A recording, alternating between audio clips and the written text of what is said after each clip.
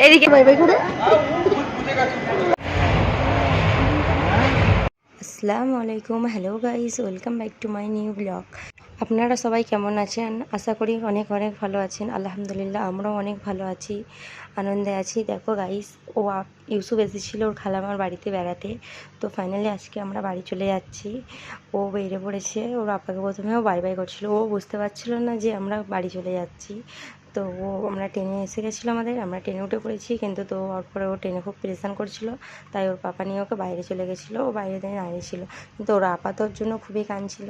তারপরে এখানে দেখো আমাদের ট্রেন ছাড়ার সময় হয়ে গেছে, তো আমরা ট্রেনে উঠে পড়েছি। তার জন্য ওর আপাকে দেখে দেখে খুব কাঁদছিল। তারপরে এখানটাতে আমাদের ট্রেন ছেড়ে দিল, তো তখনও ও চুপ করছিল না, ও কেঁদেই যাচ্ছে। আপার জন্য ওর মন খারাপ হয়ে গেছিলো খুবই।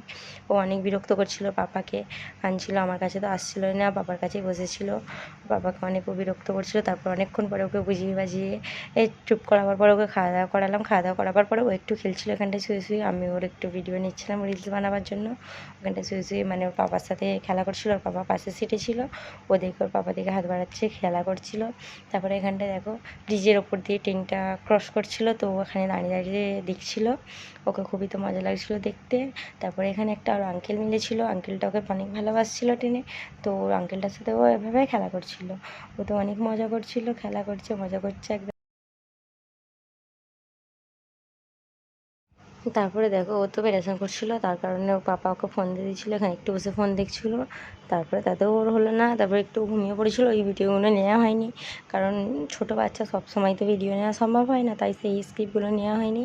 তারপরে এখানটাতে ও একটু খেলা করছিল।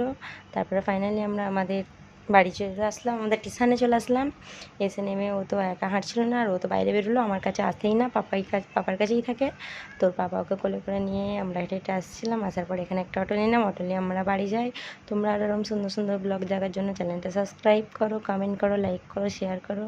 সকলে সুস্থ থাকো, ভালো থাকো, বাই, আল্লাহ হাফেজ।